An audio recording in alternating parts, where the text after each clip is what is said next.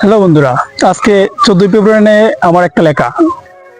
বছর ঘুরে আসে 14 ফেব্রুয়ারি, যাকে অনেকেই ভালোবাসা দিবস বলি।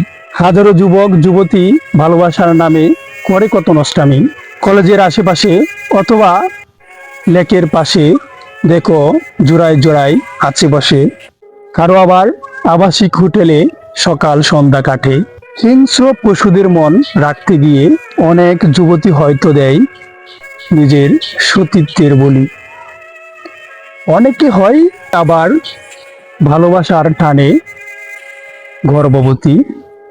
এই দিবসে হাজারো অবৈধ সম্পর্ক গড়ে ওঠে।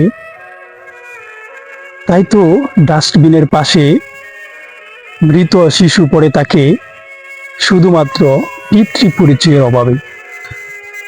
একটা অবৈধ সম্পর্কের স্বীকৃতি দিয়ে হয়তো আমরা দিয়ে দিচ্ছি হাজারটা প্রাণের বলি। এই দিবসকে যারা ভালোবাসা দিবস বলি, তারাই হলো আমার মতে বিবেকহীন মনুষ্য জাতি।